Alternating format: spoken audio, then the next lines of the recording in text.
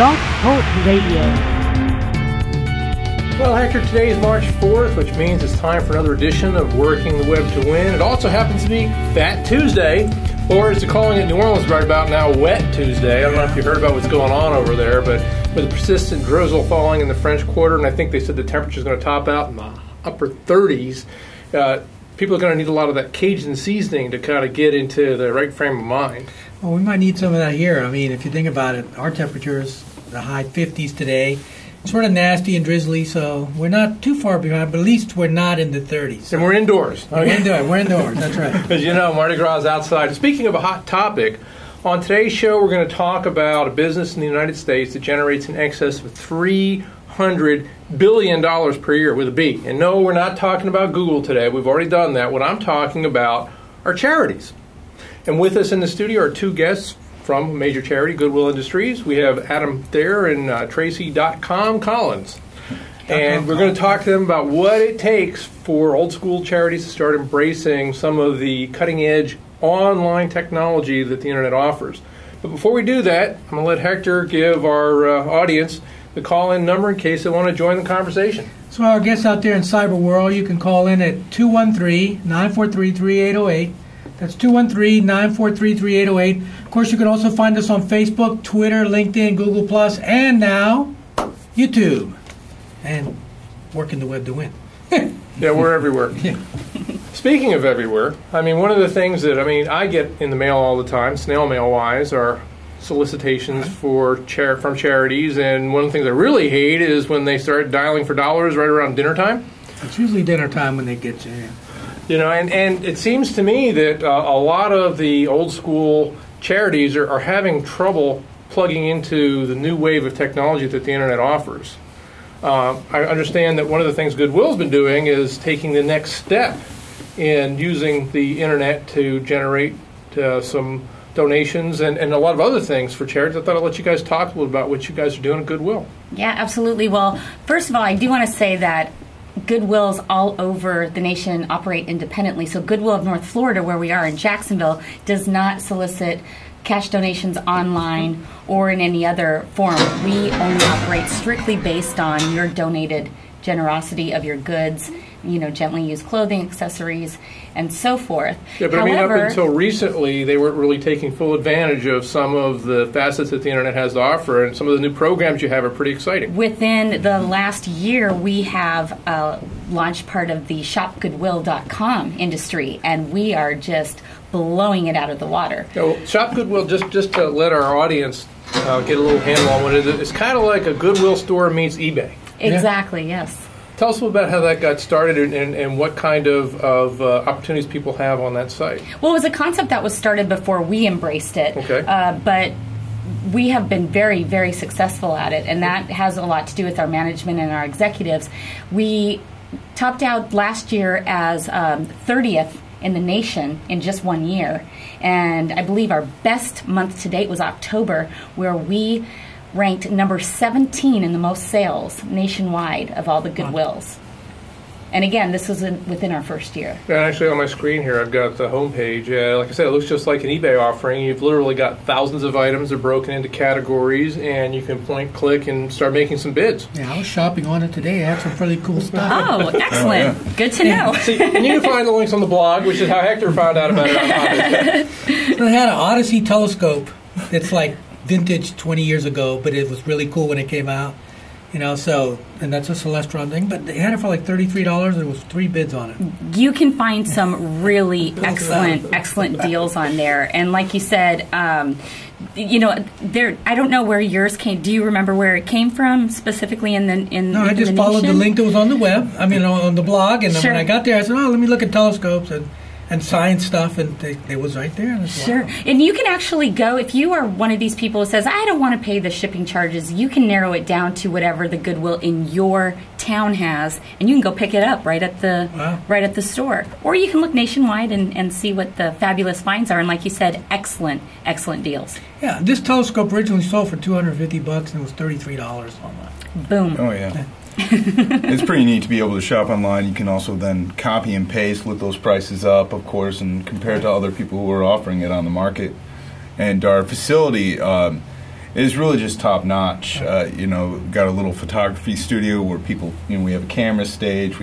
We get all the items up and make a nice picture presentation for it, and it's also helped create jobs for people that maybe cannot walk around and have to be more of a sitting type of job. So that also is very appealing to help people. Speaking of jobs, Adam, that was one of the other sites that I pointed out in my blog, Job Junction. Yes. Tell us a little about that, because that is something that I find it's not really something that's product oriented. It's for people that are looking for jobs. It helps employers interface with people that are looking to find employment in the local areas. And allow me to brag about Adam, because I know he won't do it himself. Adam is our IT manager, and he, along with our COO, our Chief Operating Officer, they put together a cutting-edge new Job Junction that you'll see all around Jacksonville. And it's so unique that people are coming from all over to look at it. And they actually have won awards that you are familiar with, the Jacksonville Business Journal Award. So got one right over here somewhere. Yes. We about a year or so ago, Jim Wadsworth and myself were approached by our Vice President of Workforce Development, Linda Lewis, on how to drastically change how we did things in Job Junctions. Obviously, the way people look for jobs has changed in the past 10 years. Yeah. You now can look for a job in your PJs. Why go to a place to go look for jobs? Or you can even shoot a show and be in your PJs. Oh, absolutely. And so we decided to totally revamp this Job Junction. First thing I wanted to do was put our virtualized Job Junction on the web. So all of our services, all of our job listings, all things like that, you can go to www.goodwilljacks.org, click under the employment section, and click on the virtual Job Junction. You can enroll with us and then browse the many jobs that are out there. Yeah. We pull our jobs from Indeed.com, and we have 2 gigantic 65-inch TVs that are scrolling job leads. So it's all the jobs within 100 miles of Jacksonville, or the Jacksonville epicenter, so to speak, and it refreshes all the time. Nobody has to input it. It just is a direct feed from Indeed. Cool. Then if you need to know anything more about the job, you just look it up in our little online kiosk that we might have either on the web or at the computers that we provide at the Job Junctions, be able to go ahead and do that. Well, the websites are taking advantage of one of the most important trends in our society that has happened in the last 10 years. Most people don't really think about this, but this is what we call on-demand. So the reason social media is such a big hit is because it's like a live on-demand type of thing. The reason Netflix is such a big hit and people don't want to watch TV is just because it's on-demand. Well, they can buy the things on demand. They can look for jobs on demand. And that is a big trend that's making that thing. Because when you look at young people, they've grown up with all these crutches, if you will. They don't know a world without the Internet. They don't know a world without instant gratification. And tapping into that need or want, if you will, is something that's very important. And not only that, people who are in their 60s like me think of that and they say, hey, I want that too. They want instant stuff, instant gratification, and they get that with the Well, website. you talk about want, but there really is a need, because think about this. Think about a single mom who, if she was coming to our Job Junction, would have to get a babysitter, would have to spend how many hours coming in to learn how to make a resume. Or catch the bus and whatever. Exactly. And now she can stay at home, she can find a job, and she can support her family without ever having to leave. Yeah. Well, one of the other things that technology is doing today is it's also helping people decide on what charities that they really want to support, because now you've got a number of websites out there where they actually report on where the money goes. Yeah. How much are they collecting, how much of it's going to administration, how much are they paying out to their fundraisers. There was an article not too long ago on in New York where they were talking about the fact that the fundraisers there were taking in almost 2/3 of the money they were collecting and putting it in their 65% pocket. of the money that was not going to the charity. Wow. So what's happening today is that even the way that funds are being raised is completely different from the way that it was just a few years ago. In fact, now there are actually several sites where they're crowdfunding people going directly from the donor to the recipient. Right. It's almost like they're working like, what's the other site that we talked about, Kickstarter? Right. Well, For Kickstarter, businesses. Indigo. I mean, Yeah. there are actually now a subgroup of those where people are actually going on Facebook or whatever and raising money themselves directly for their own family cancer member and all that kind of stuff. So you see, that's a trend of on-demand type of thing and eliminating the middleman. One of the things that the internet does is eliminate a lot of the middleman type of stuff. I really like the idea that I can actually hold charities accountable by looking up where they're spending their money, because that was always a big deal. I remember in the 80s, some of these really big charities were spending as much as 85% of their money on administration. Wow. Which is crazy. Well, back then they could get away with it. Yeah. That's because the difference there was no way of right? accountability. I know that recently the Red Cross, when they did their fundraising for the Haiti disaster, the earthquakes that they had there, they raised something like $8 million with a texting campaign. But what most people don't really realize is they raised $35 million in a social media campaign that was tied to that. So when they would run their commercials on TV and so on, they'd say go to Facebook or whatever and click here and donate. And they were tying it directly to that. And in a very short period of time, they raised a huge amount of money. And that was the first time that was ever done. And that wasn't that long ago. Yeah, but there's raising the money, then what are you spending the money on? And one of the sites that I have in my blog here is called Charity Navigator, where literally you've got an A to Z directory.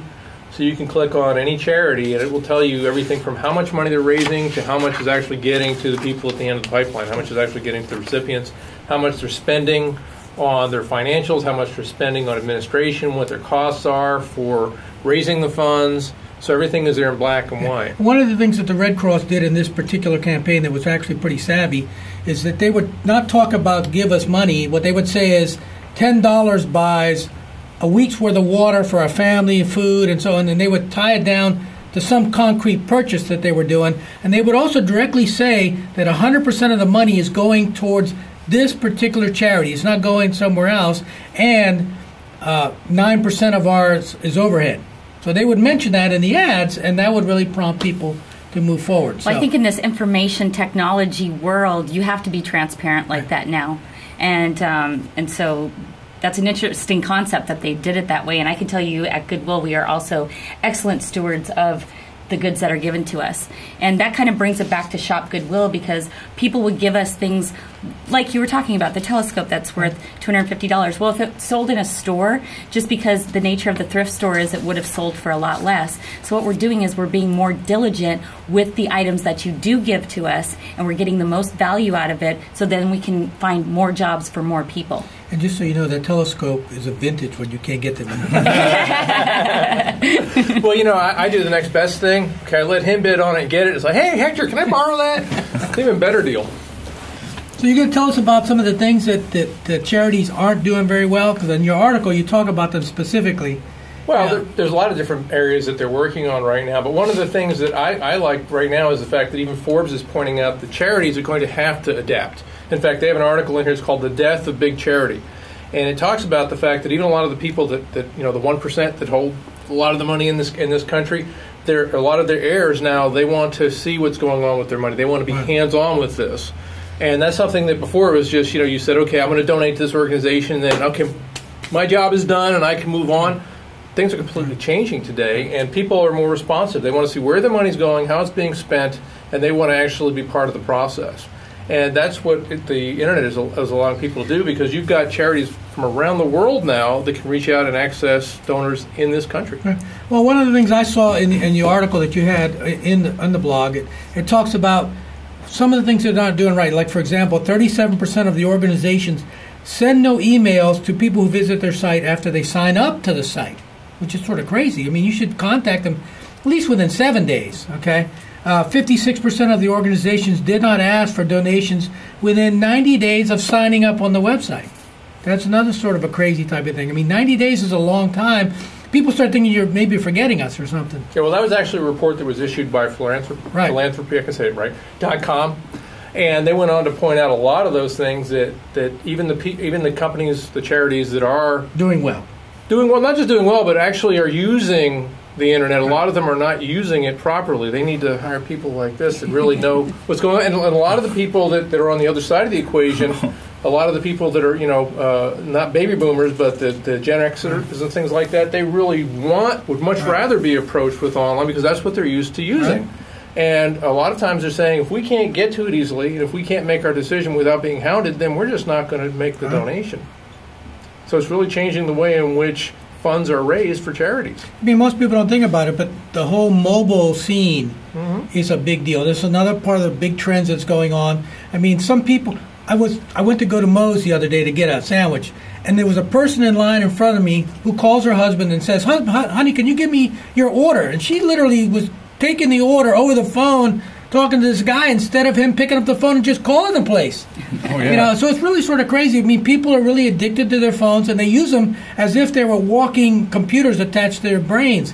And it won't be long with the Google Glass and all that kind of stuff where they will be doing that kind of stuff. So that's a big deal. And if they can't use it the way they're used to using, most people think of their phones as if like it's a God-transcended device that gives them unbelievable power.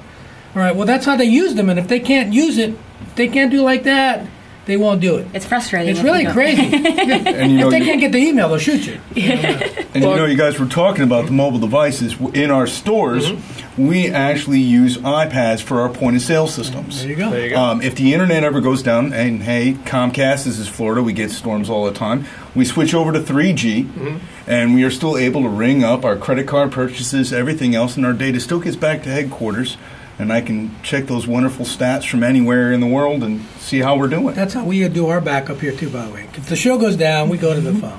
Yeah, we actually run the show from the cell phone. Yeah. But one of the things that I thought was interesting was a group of college students came up with a direct recipient site called Sincere. I don't know if you've heard of that. And it was based on, again, they were turning Facebook and Twitter into a charity machine. They actually have software that plugs into it, and people can like things on Facebook, and then they can donate for a cause. So, like I said, the thing about the Gen Xers is they're coming up with ways of using this box right here to help people from all around the world. And their site is also designed to do smaller donations, too, because that's another thing. Right. Younger people don't have as much money to give, whereas a lot of the other sites start at 20, 30, 40, 50. You can give $1 on their site. So that's another little different there. Well, again, that's the Kickstarter kind of scenario. Yeah. You know, they're used to micro donations, and even Kickstarter, even though you're funding a business, it is a donation. Right. Because you actually don't have any stake in that business. So they're using the same technology that has been used to help crowdsource businesses to now crowdsource charities. Well, we're about halfway through the show, and I want to make sure we plug our sponsors because they'll get mad at us if we don't. I want to thank Tub King and Senior Tub for sponsoring the show. Of course, if somebody wants to get a beautiful bathtub, like one of those clawfoot tubs that you see in the movies, they're the place to go. I mean, they have the guaranteed lowest price in the United States. And also, if you want to get one of those walk-in therapeutic tubs, they have the best that's out there. And, of course, we have MedMaster, where they have the best social community for the medical industry. So if somebody's looking for a job or they just want to connect with other people, that's really the place to go. So medmaster.com. Having said that, let's continue on. I mean, we're talking about, how we use the Internet. The number one change, I think, that you're seeing people, and again, this is from the revolution that started in 2005 with social media. Last week's show was about social media madness and the roundup and what's happening. And one of the big things that we announced last week was how Facebook has actually added a function for donating online. I mean, that's a built-in function now, Facebook. Now, they had applications before. And on the blog, we actually have some of the different apps that people could have purchased to use. But now it's a built-in function within Facebook itself. And we list a series of charities online that they can use this. And, of course, there are links to get to the charities in the blog itself. So I just wanted to mention a few of them. American Cancer Society, American Red Cross, the ASPCA, Blue Star Family, Boys and Girl Scouts of America, and so on down the line. There's a whole bunch of them. But really, when you think about it, this is a small drop in the bucket. There are over 400 major charities in the United States, and a very small number of them are actually doing that. They make it very easy for you to donate now for these charities that are on there. So it used to be you had to jump through a bunch of hoops. Now you go to their landing page, if you will, on Facebook. You tag the $10 or $20, whatever it is. You cough up your PayPal or credit card.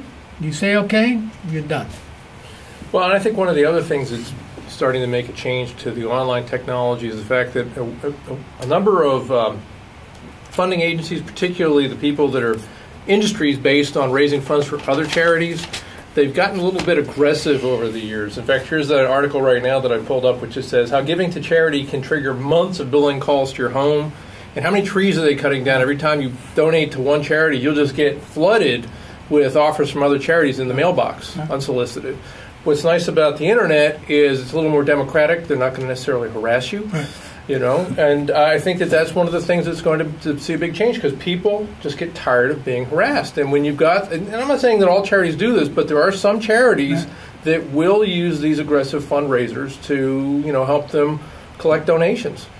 Well, there was 2 interesting articles that I found. That one of them talked about how, especially on Facebook, where charities in the beginning would say, like us and all that kind of stuff, and they figured that if you liked them, then you would start giving them. And then studies showed that was the exact opposite of what was happening. People who were liking the charities were giving zero.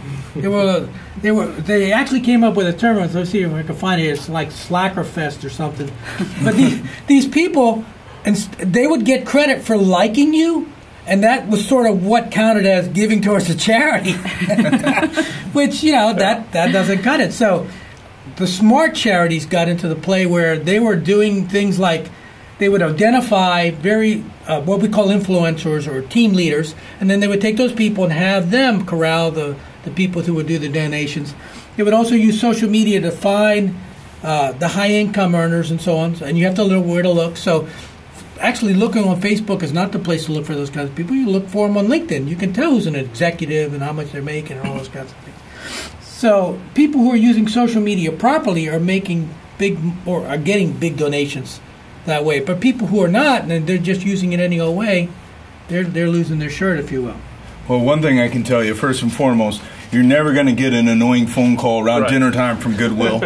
and certainly, we, like Tracy said earlier, we don't deal with asking people for money. Right. It's a little bit easier to give up that pair of pants that makes you feel a little bit bad about yourself because it doesn't fit quite right after a few too many meals. Just dropping that off at our donation centers around town. And we do still want you to like us on Facebook, but for a different reason. But you're not paying people to like you. There you go. But we do post things that I know you'd be interested in, Hector. For example, at the end of the month, Shop Goodwill, the last couple of days, runs a Buy It Now special. Right. And the items are never more than $8. I was scoping that out too today. Thank you. Yeah, and again, one of the good things about social media is if you do give, you get instant gratification. So for a person who wants to get credit, it pretty much shows up on their timeline that they just gave money to Goodwill or whoever it was. And that's one of the things that drives donation, because people want to get credit that they did it. Personally, I don't usually try and get credit. I mean, I'm going to get my little receipt and I'm done.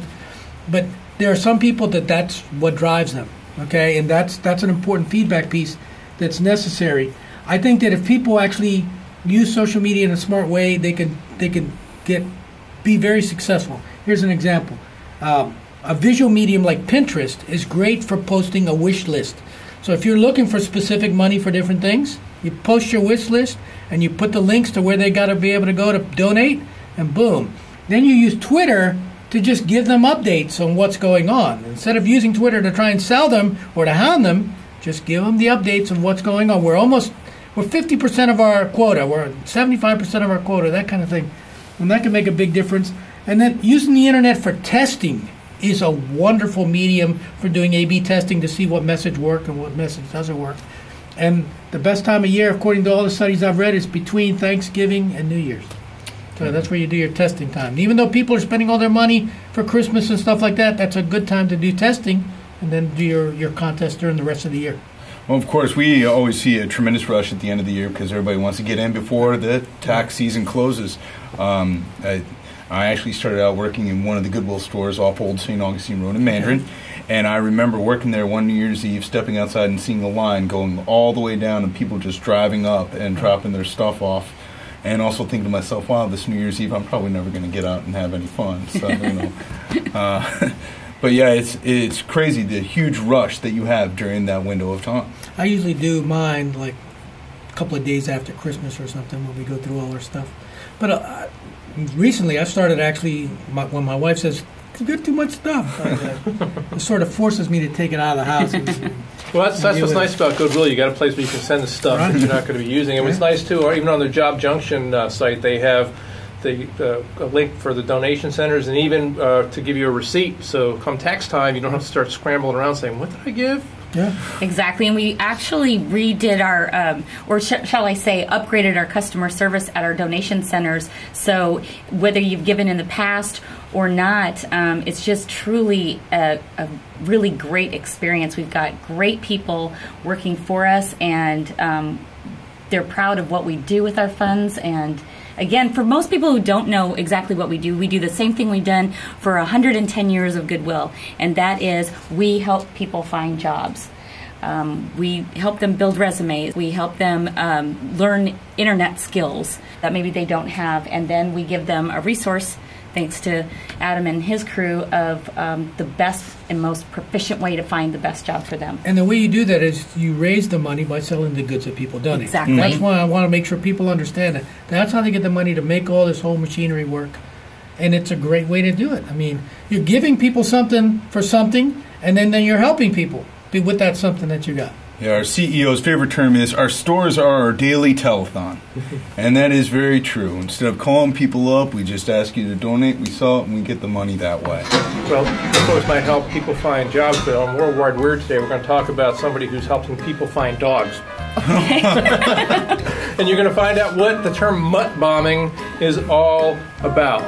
This is a little article. Actually, it's not an article. It's actually a little news feed I picked up on CNN, and this girl came up with an idea. It's a new craze. It's called mutt bombing. Have you heard of mutt bombing? I have not. What they do is they take pictures of people, specifically celebrities, and they will actually put them online holding cute dogs or fluffy kitties or whatever, and that's how they're actually helping people find pets and adopt pets. It's something that's brand new, and in fact, on the newscast here, if I get it to run here, I'll play the first few seconds of it, but it was actually a piece done with Barbara Walters, and I'm like, I can remember when she used to handle the heavy news stories, and now she's doing mutt bombing. So do they actually superimpose the mutts on them? Yes, they do. They do. That's part of what they're doing there. They actually put them on the pictures. I can't get it to play, but what they do is they actually will put a picture out. If we were talking about Justin Bieber, he could be holding a dog or a cat or whatever, and that's how they help these people find adoption. So that's one of the things. But today our entire Worldwide Weird is going to the dogs, because that wasn't the only thing they were doing. In Great Britain now, they actually have a radio station for dogs. It's called Hounds Wave Radio. I'm not making this up, folks, okay? You can't make this stuff up, because people found out that, I guess, their dogs, they like to listen to the radio. I remember a friend of mine used to have a dog called Rusty, whose favorite TV show was actually Lawrence Welk. I walked in with him and I'm like, wait a minute, you're an extra. What are you watching, Lawrence Welk? He goes, no, that's the dog's favorite show. Well, he's wonderful, wonderful. Like I told you earlier when we were talking about that, I mean, when I was an IT guy, one of my clients had a pet sitting business, a big one, where they had, 50, 60 dogs, and they had these big TVs all through the place, and they were for the dogs. So that when people weren't there, the dogs could hear people sort of talking and all that kind of stuff, and it just kept them calm from howling and all that. Our sponsor's telling us we're running out of time, but I've got one more thing that I just have to tell you about, because, again, you can't make this stuff up. An inventor actually came up with a device that will more or less read your dog's bark and tell you what he's thinking. Oh, no. So the dog will be saying, food? Eat the cat. Bathroom? Food? Bathroom? The cat did it. So we'll really know those commercials are true if it's really saying bacon, bacon over and over again.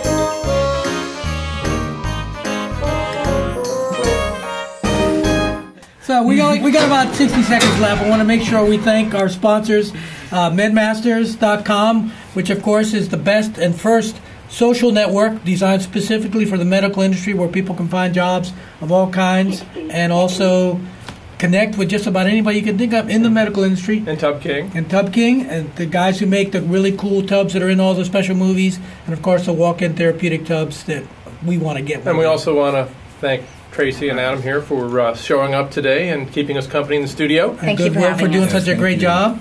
And other than that, I can't think of anything else. We also want to talk about our new book that's coming out, right? Working the Web to Win. We're going to be publishing that within the week, and you can actually get an advanced copy of it if you go to our blog, or actually it's workingthewebtowin.com, and you can fill out the short little form there, and we'll send you an advanced copy of it. And we also want to the shows that are coming up, and they are Face the Music, What's Up with SEO, And are you prepared for technological extinction? Other than that, keep working the web to live.